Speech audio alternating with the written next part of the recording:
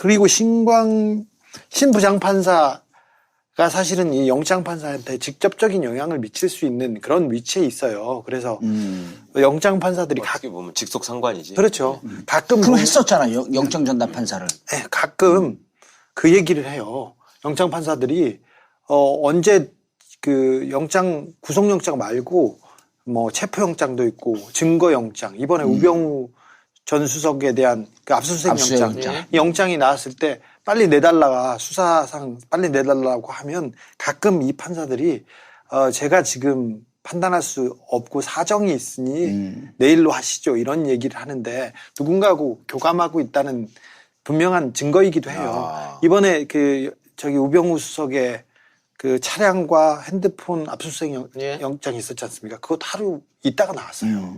근데 그분도 이번에 그 영장판사도 그런 비슷한 얘기, 사정이 있으니 내일로 해달라고 얘기했던 이런 똑같은 상황이 있으면 걸 보면 영장실질심사 판사하고 신부장판사하고는 뭐 상의를 한다고 그 얘기는 할 수 정확하게 얘기할 수는 없죠. 영향을 받는다고 하는 거는 무리가 없어 보이는데.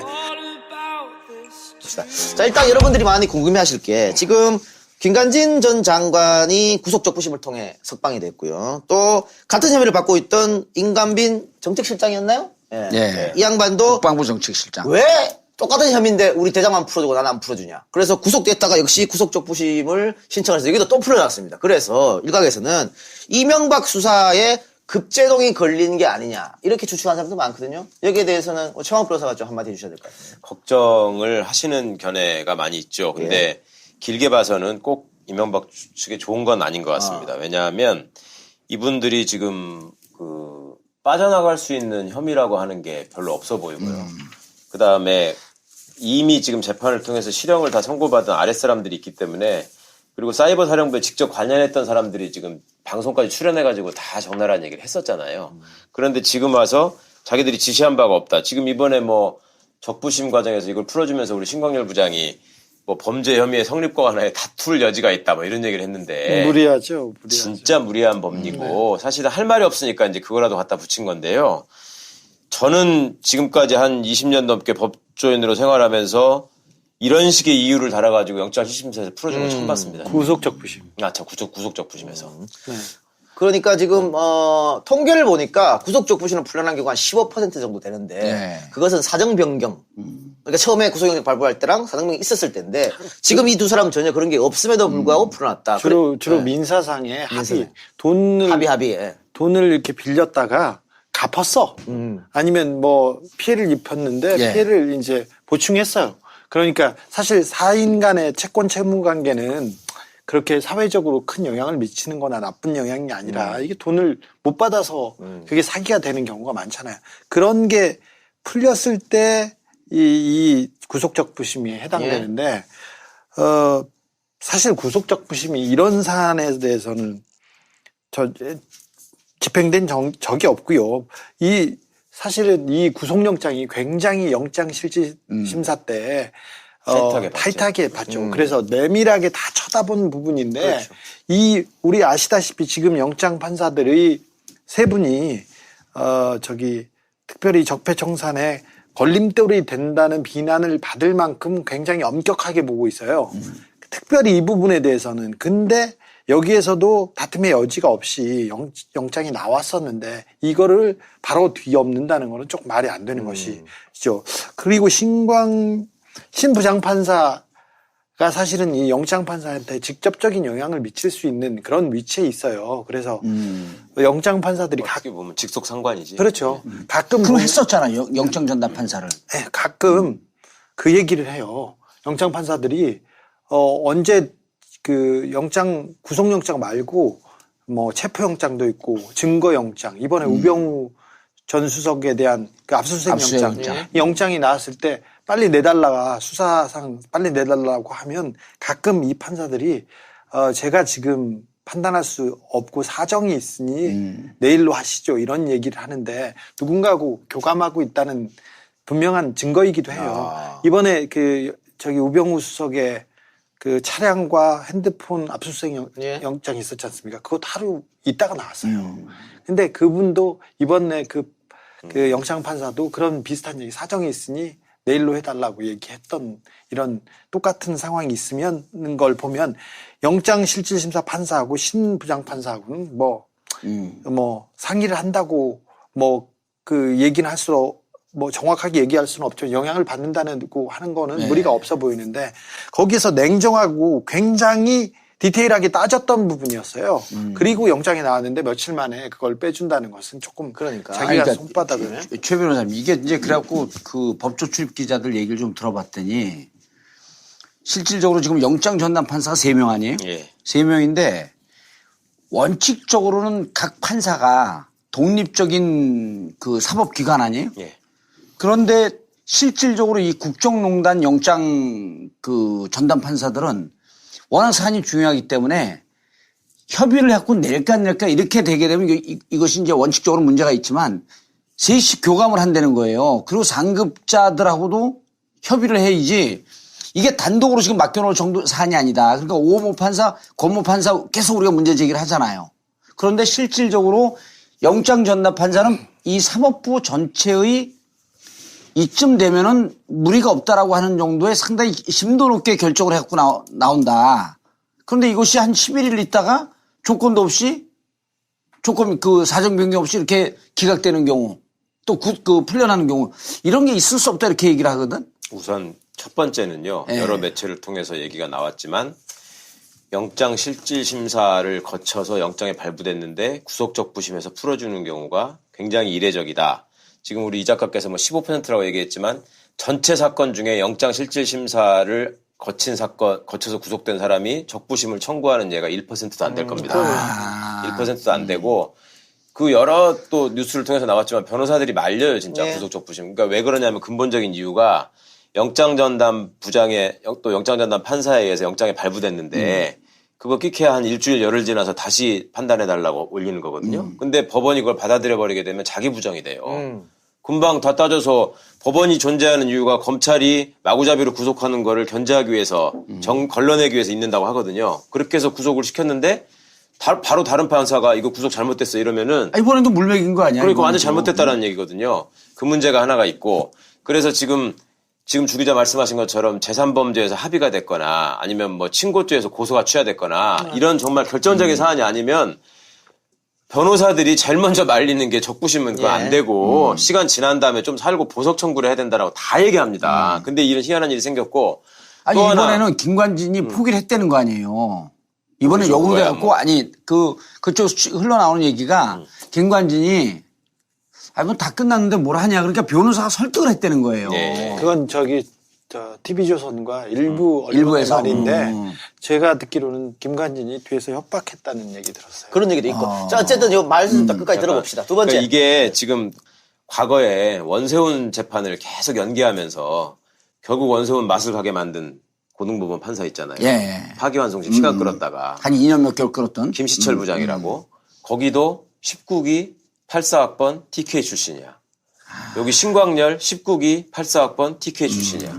그 다음에 이번 영장전담 판사들도 이 국정농단 사태에만 가면은 굉장히 잣대가 엄격해지고 예. 나 일반인한테도 좀 이렇게 해서 기각해줬으면 좋겠어. 거의 이런 사람들의 특징이 다 또 행정처 출신이에요. 그리고 옛날부터 법원의 족보를 따져보면 주 기자님 얘기하신 것처럼 형사수석부장하고 영장전담부장은 예.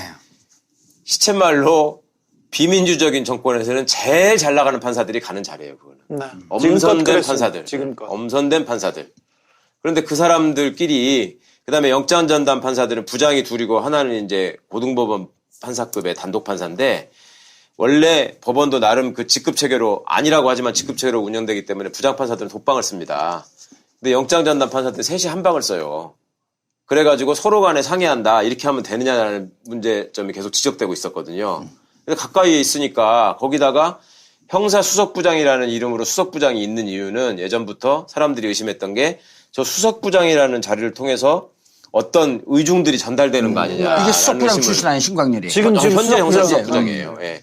그러니까 오얏나무 밑에서 각근을 고쳐매지 말라는 말이 있는데 갓을 자꾸 썼다 벗었다 하면서 왜 이러는지 모르겠어요. 나는. 예. 이번에는 신광열 수석부장 판사가 이거를 다른 사람한테 배당하지 않고 자기한테 자기한테 배당하고 자기가 내렸어요, 결정을. 그것도 희한한 일이거든요. 그래서 지금 정황불에서도 자기 부정 얘기했습니다만 법원이 판결한 걸 부정한 것이고 예. 판사가 판결한 걸 일주일 만에 이제 부정한 거지 않습니까? 그래서 한간에는 여기에 MB의 뭐 숨은 입김 혹은 강제성 이런 얘기가 나오거든요. 네. 여기에 대해서 혹시 들은 적이 없습니까, 수 기자님? 김관진이 구속되자마자 네. 조중동이 일제히 사설과 기사를 쏟아내기 시작했어요. 참군인. 그리고 북한에서 제일 두려워하는 군인이라고. 냉정하게 보자고요. 자기 북한을 상대하지 않고 아니 남한에 그리고 우리 대한민국 국민들을 공격하는 군인 이런 국방부 장관을 누가 두려워해요. 이게 다 김관진이 자기가 만든 그 이미지예요. 국방부 장관이 되자마자 김관진이 한 게 뭐였냐면은 자기 방에 인민무력부장 사진을 붙여요. 예. 그리고 쟤네들 다 죽여버리겠다 막 그렇게 얘기하고 다니고 그 다음에 뭘 했냐면요. 전군 사격장에 표적으로 김일성, 김정은 이런 사람들을 붙여요. 그리고는 거기에다 사격을 하게 해요. 그리고 북한에서 한 걸 그대로 배워갖고 거꾸로 한 거네. 그리고 대북 방송 뭐 하고 그다음에 계속 그 멘트를 뭐 100배 1000배 보복하겠다고 하고 계속 과격한 멘트를 하면서 그 북한에서도 이렇게 내려왔었는데 그러면서 한편으로 뭘 했냐면 군사이버사를 동원해 가지고 참군인 김관진, 불멸의 이순신 김관진 이렇게 하면서 자기 우상화를 시작해요. 이분 대권 뜻이 있던 사람이라는 거 증언하는 군인들 많아요. 진짜. 진짜예요. 근데 이게 이제 좀 그 특이한 게 김관진이 석방된 날 그날 검찰에서 계속 조사를 하려고 소환을 하잖아요. 근데 임관빈이 그날 오후에 와서 검찰하고 어제 오늘 기사가 잠깐 나왔더만 검찰에 갖고 난리 폈다는 거예요. 나 풀어주라고? 나 풀어주지 않으면 가만 안 있겠다. 네. 자, 네. 왜냐하면 내 직속 상관이 석방이 됐는데 안 그러면 구속적부심 신청하겠다. 그러니까 김관진이 석방이 되고 그다음에 임관빈이 난리 피우고 신광열이 다시 구속적부심해갖고 석방하고 이 일련의 과정이 보이지 않는 손이 작용을 하고 있었던 거예요. 자, 김관진 그렇게 들었으니까. 그러니까 김관진이 예, 구속이 되고 네. 조중동이 계속해서 참군인, 북한이 제일 두려워하는 군인. 이건 다 굴하죠. 근데 그 군인 하면서 계속 사설과 얘기를 하면서 분위기를 조성합니다.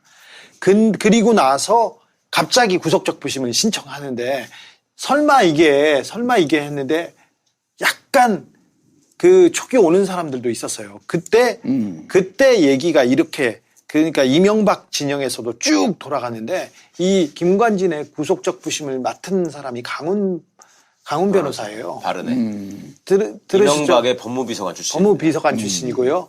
이명박의 BBK 변호인이었고 그다음에 바른 이명박 때 바른은 매출이 진짜 1등으로 올라갔죠. 1등으로 네, 그렇죠.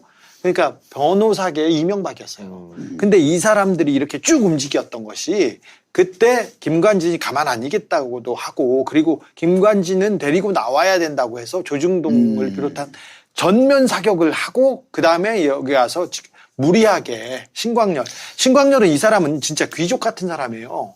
귀족 같은 사람이고 이 잘 보면 뭐 양승태, 신영철 거기 있었고 그 지로기마 판사도 있었고 뭐 아까 김시철도 있지 않습니까? 신광열은 지금 영장 판사를 3명을 꽂고 그걸 그 위에서 컨트롤하기 위해서 앉아있던 정말 뒤에 있는 보이지 않는 정말 실세 같은 사람인데 이 사람이 자기가 이름을 깔 정도로 위급하고 다급하게 그냥 뛰쳐나와서 그냥 내준 거예요. 이런 비난을 감수하면서 이래서 이렇게 움직여서 자기 오야붕을 빼가니까 임관빈이 그래? 나도 얘기할래 했어요. 그때 자신감이 있었어요. 그러니까. 아니, 자신감이 근데 있었어요. 최 변호사님, 이런 거 아니야? 김관진이 구속됐을 때 최 변호사가 예측을 했지만은 들어가면 바로 물 것이다 그랬거든. 예. 근데 생각외로 쟤들 입장에서 보기에는 너무 빨리 부른 거 아니야, 이게. 근데 김관진이 있었으면 그 이후에 더 볼 게 많죠. 더 볼 게 많지. 원세훈한테도 영향을 미치겠고. 자, 원세훈은 무조건 영향을 김관진이 상당 부분 불었어요. 앞에 부분 불었는데 아마 막고 싶은 김관진을 막아야 될 결정적인 이유가 있다고 봅니다. 네. 지금 국정농단 사건 이후로 네. 구속적 부심을 청구했다는 게 처음 아니에요? 처음이지. 그죠? 저기 고영태가 아니, 그거는 구속적 부심, 근데 국정농단 다르죠. 사건 아니고요. 근데 그거는 좀 이유가 거 있었는데 아니에요? 첫 사례입니다. 그러니까 없었어요. 네. 주 기자 아까 듣다가 생각났는데 구속 적부심을 생각했다는 것 자체가 네. 제대로 된 변호사 같으면 그거 할 생각이 아니거든. 네. 그 그렇죠. 밑으로 다 짜고 메이드가 짜졌죠. 됐다는 거 아니야? 글쎄 그러면? 말이에요. 싸지고 들어왔죠. 우리가 할 게 많으니까 이 얘기를 계속 할 수는 없어요. 정윤 얘기 조금 하고 마지막으로 지금 이 두 사람 풀어준 게 이명박 수사에 어떤 영향을 미칠 것인지 하나하고 넘어갑시다. 아까 저기 최 변호사님이 얘기했는데 별 무리가 없을 거라고 얘기했잖아요. 네. 저도 거기 한 표 겁니다. 네. 수사하는데 큰 장애는 안 된다. 네. 뭐 이미 기차는 많이 떠났고요. 거의 뭐 그 궤도에 진입했어요. 김관진한테 지금 얘기를 듣고 싶은 얘기는 뭐 군의 그 대선 개입인데 정치 개입이고 그런데 사실 국정원의 정치 개입, 대선 개입보다 훨씬 엄하게 다스려야 될 게 군의 정치 개입입니다. 아니 군대가 국군이 나라를 위해서 싸우고 국민을 위해서 싸워야지 총구를 돌려가지고 국민들한테 댓글을 쏘고 있으면 이게 얼마나 엄벌해야죠. 근데 이걸 봐준다는 것 자체가 말이 안 되는데 그렇게 다급하게 하더라도 이미 수사는 많이 진전이 돼 있고 다른 분야가 너무 많아요. 그럼 이런 게 있었어도 이명박을 포토라인에 세운 데는 문제가 없을 것이다. 이명박의 공은 이명박의 일은요 크게 하회와 같이 알겠습니다. 그럼 이거 말고 네. 이제 여기서 스모킹 건이 터지든 네. 아니면 또 다른 곳에서 스모킹 건이 터지든 터질 게 많을 것 같아요. 나발총으로도 퍼질 그래요. 거예요. 네. 그래요. 실질심사 판사하고 신부장판사하고는 뭐 상의를 한다고 뭐 그 얘기는 할수록 뭐 정확하게 얘기할 수는 없죠. 영향을 받는다고 하는 거는 무리가 없어 보이는데. 자, 일단 여러분들이 많이 궁금해하실 게 지금 김관진 전 장관이 구속적 부심을 통해 석방이 됐고요. 또 같은 혐의를 받고 있던 임관빈 정책실장이었나요? 예. 네. 이 양반도 국방부 정책실장. 왜 똑같은 혐의인데 우리 대장만 풀어주고 나는 안 풀어주냐. 그래서 구속됐다가 역시 구속적 부심을 신청해서 여기도 또 풀어놨습니다. 그래서 일각에서는 이명박 수사에 급제동이 걸린 게 아니냐 이렇게 추측하는 사람도 많거든요. 여기에 대해서는 최광욱 변호사가 좀 한마디 해주셔야 될 것 같아요. 걱정을 하시는 견해가 많이 있죠. 근데 길게 봐서는 꼭 이명박 측에 좋은 건 아닌 것 같습니다. 왜냐하면 이분들이 지금 그 빠져나갈 수 있는 혐의라고 하는 게 별로 없어 보이고요. 그 다음에 이미 지금 재판을 통해서 실형을 다 선고받은 아랫사람들이 있기 때문에 그리고 사이버 사령부에 직접 관련했던 사람들이 지금 방송까지 출연해가지고 다 구속영장 말고 뭐 체포영장도 있고 증거영장 이번에 우병우 전 수석에 대한 그 압수수색 영장 이 영장이 나왔을 때 빨리 내달라가 수사상 빨리 내달라고 하면 가끔 이 판사들이 제가 지금 판단할 수 없고 사정이 있으니 내일로 하시죠 이런 얘기를 하는데 누군가하고 교감하고 있다는 분명한 증거이기도 해요. 이번에 저기 우병우 수석의 그 차량과 핸드폰 압수수색 영장이 있었지 않습니까? 그것도 하루 있다가 나왔어요. 근데 그분도 이번에 그 영장 판사도 그런 비슷한 얘기 사정이 있으니 내일로 해달라고 얘기했던 이런 똑같은 상황이 있으면 걸 보면 영장 실질심사 판사하고 신부장 판사하고는 뭐 상의를 한다고 뭐 그 얘기는 할수록 뭐 정확하게 얘기할 수는 없죠. 영향을 받는다고 하는 거는 무리가 없어 보이는데 거기서 냉정하고 굉장히 디테일하게 따졌던 부분이었어요. 그리고 영장이 나왔는데 며칠 만에 그걸 빼준다는 것은 조금 그러니까. 자기가 손바닥을 그리고 신부장판사가 사실은 이 영장판사한테 직접적인 영향을 미칠 수 있는 그런 위치에 있어요. 그래서 영장판사들이 어떻게 보면 직속 상관이지. 그렇죠. 가끔 그럼 했었잖아 영장 전담 판사를.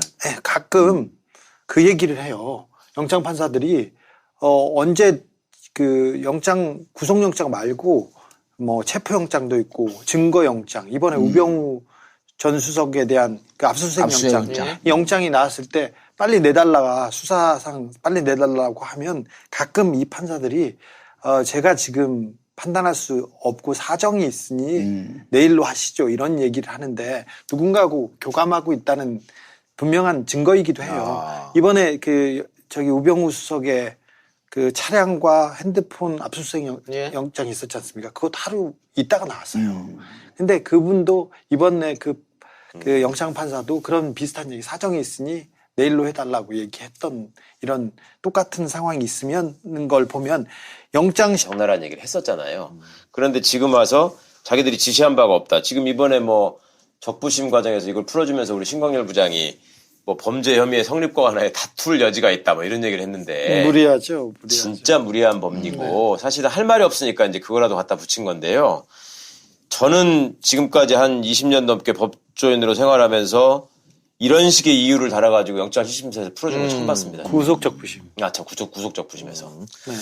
그러니까 지금 통계를 보니까 구속적 부심을 풀려난 경우가 한 15% 정도 되는데 네. 그것은 사정 변경. 그러니까 처음에 구속영장 발부할 때랑 사정 변경이 있었을 때인데 지금 이 두 사람은 전혀 그런 게 없음에도 불구하고 풀어놨다. 주로 네. 민사상의 합의. 민사상. 돈을 예. 돈을 이렇게 빌렸다가 갚았어. 아니면 뭐 피해를 입혔는데 예. 피해를 이제 보충했어요. 그러니까 사실 사인 간의 채권 채무 관계는 그렇게 사회적으로 큰 영향을 미치는 거나 나쁜 영향이 아니라 이게 돈을 못 받아서 그게 사기가 되는 경우가 많잖아요. 그런 게 풀렸을 때 이 구속적 부심이 해당되는데 사실 구속적 부심이 이런 사안에 대해서는 집행된 적이 없고요. 사실은 이 구속영장이 굉장히 영장실질심사 때 타이트하게 봤죠. 그래서 내밀하게 다 쳐다본 부분인데 그렇죠. 우리 아시다시피 지금 영장 판사들의 세 분이 특별히 적폐청산에 걸림돌이 된다는 비난을 받을 만큼 굉장히 엄격하게 보고 있어요. 특별히 이 부분에 대해서는. 근데 여기에서도 다툼의 여지가 없이 영장이 나왔었는데 이거를 바로 뒤엎는다는 거는 조금 말이 안 되는 것이죠. 그리고 신 부장판사가 사실은 이 영장판사한테 직접적인 영향을 미칠 수 있는 그런 위치에 있어요. 그래서 영장판사들이 어떻게 보면 직속 상관이지. 그렇죠. 가끔 그럼 했었잖아요. 영장 전담 판사를. 가끔 그 얘기를 해요. 영장 판사들이 언제 영장 구속